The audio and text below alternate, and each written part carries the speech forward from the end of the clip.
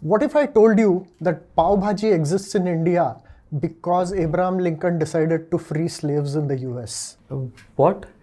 Also, think of the ingredients in Pav Bhaji: potatoes, tomatoes, capsicum, Correct. cauliflower, Correct. Sometimes beetroot, depending on who puts it. and pav. And pav, yeah.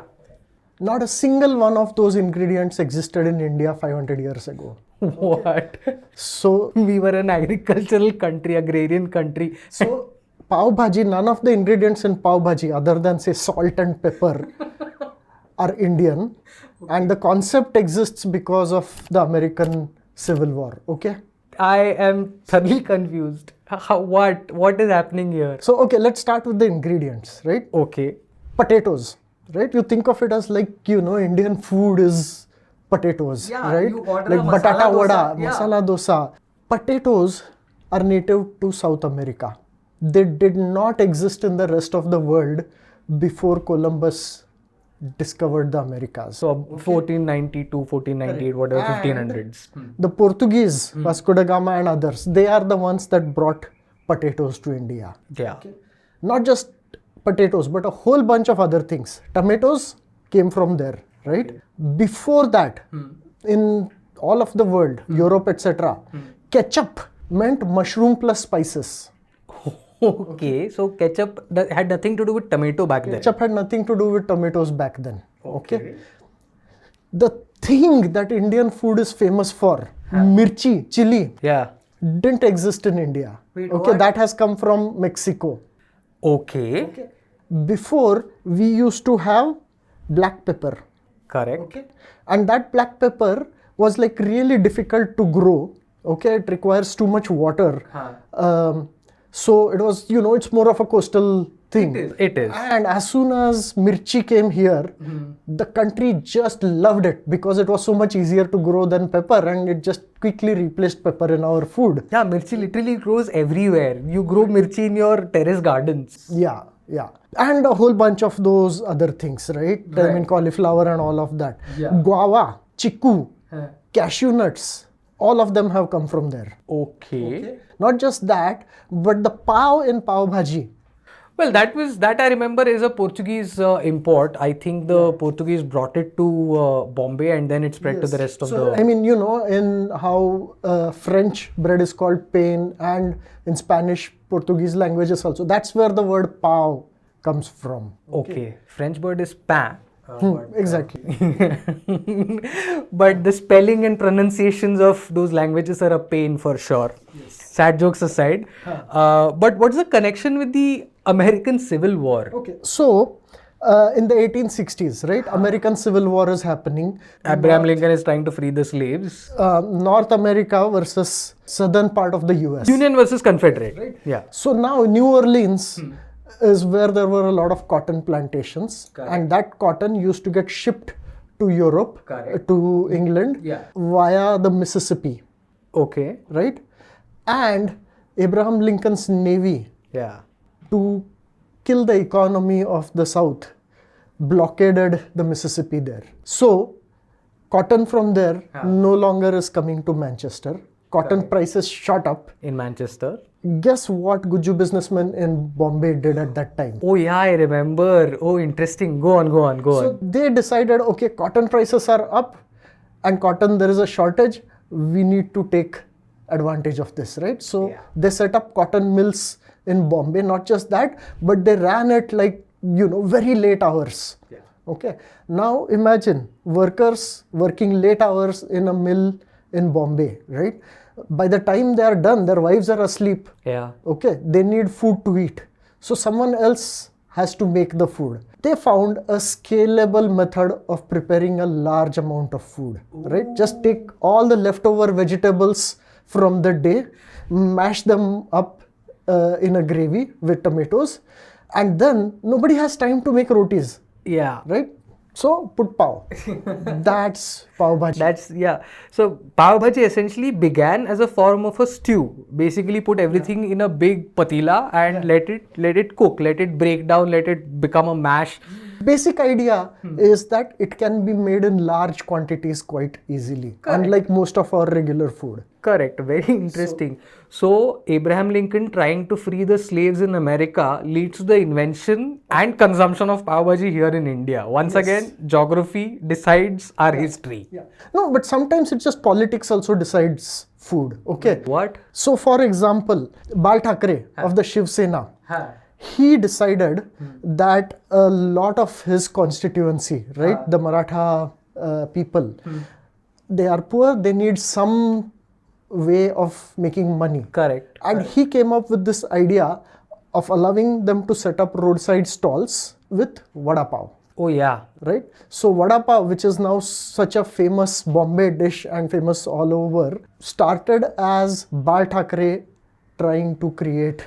Well, vada pav did exist before that as well. Oh, no, of course. It became popular and famous because of that, right? Yeah. I remember this was probably during our college times, and there was this entire thing about what? 5 rupees ka vada pav, was it? Or 5 rupees ka zunka bhakar stalls, and then similarly vada pav stalls. It was a very interesting experiment, and I think it also did work very well. So yeah, politics also decides our history of food as well. There are other very interesting interplay of factors, right? Okay. So now imagine Bombay, right? And there is all this pav bhaji, vada pav, right? So much vegetarian food. Yeah. What do the non-vegetarian people do, right?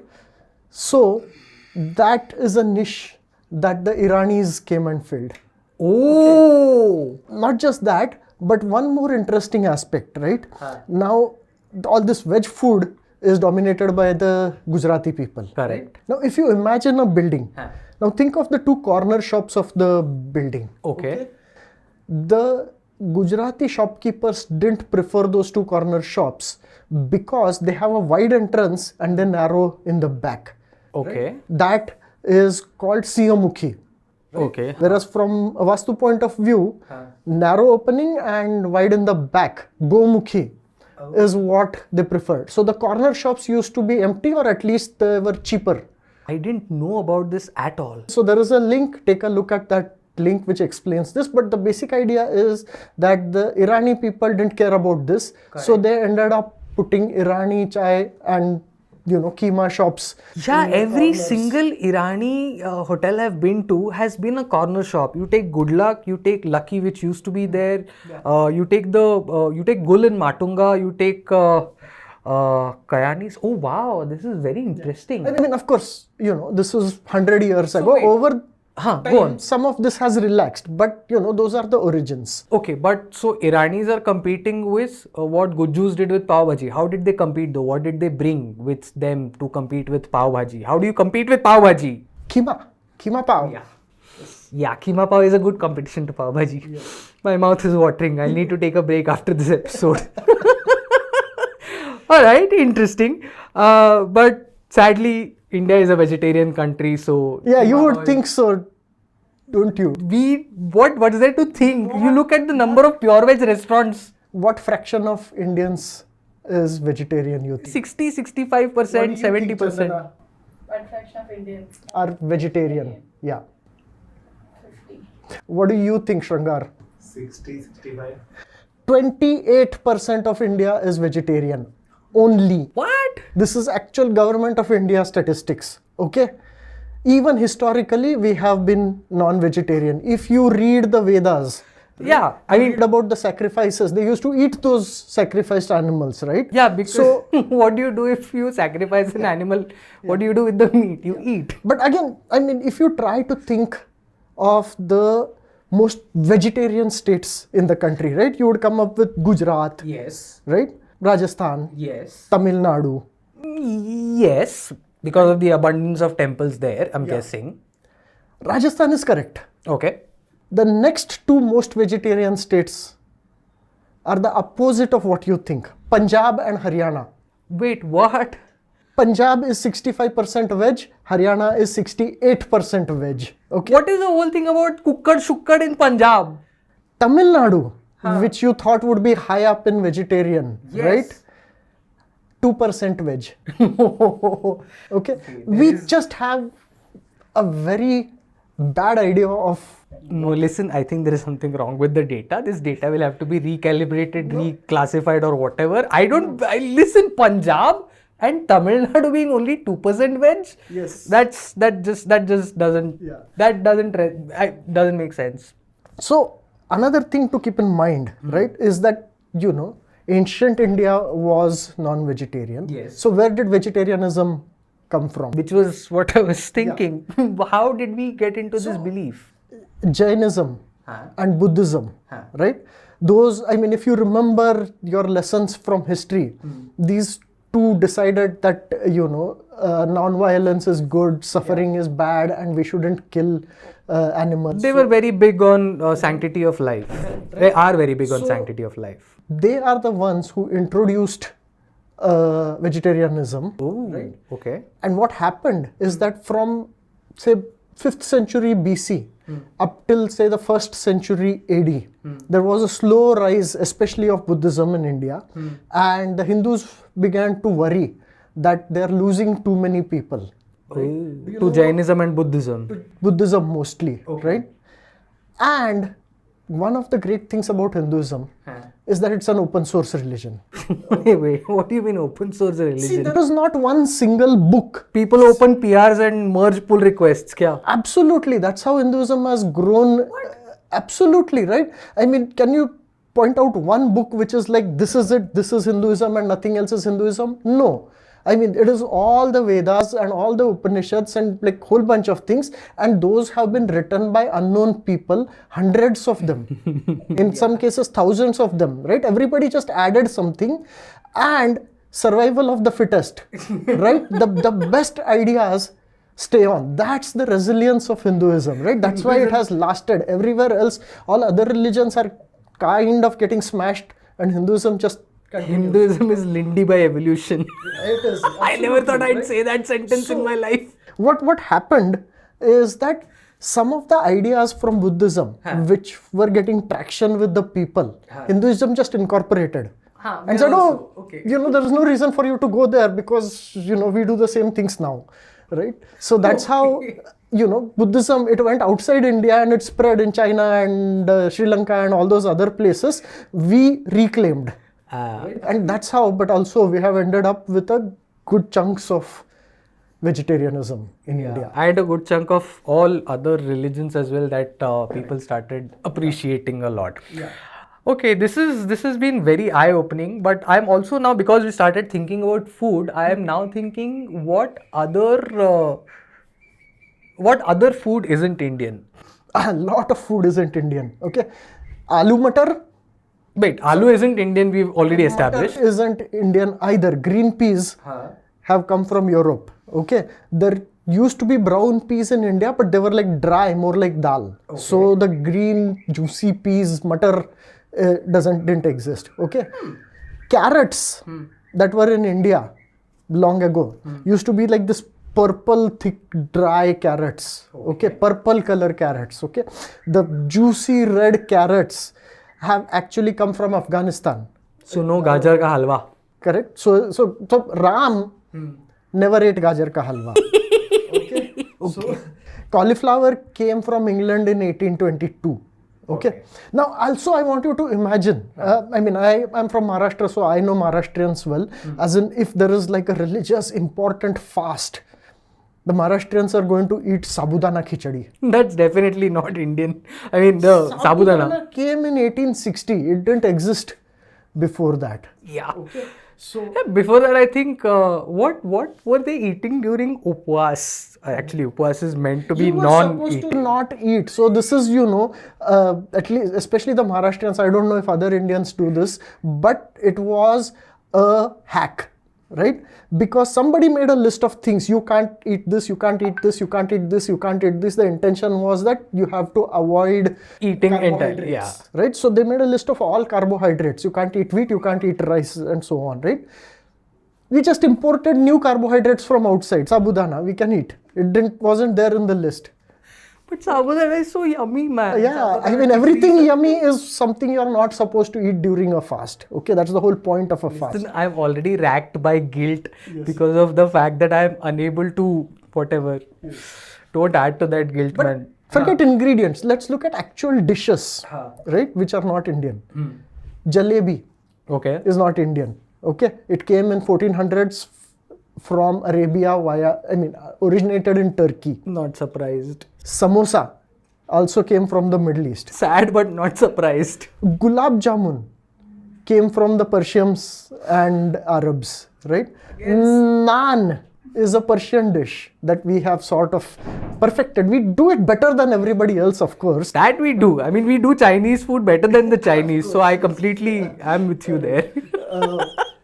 Chicken tikka masala was invented in Scotland. Yes. Vindaloo Again. is a Portuguese name, right? So all of these Vindaloo is Portuguese. I thought Vindaloo was British.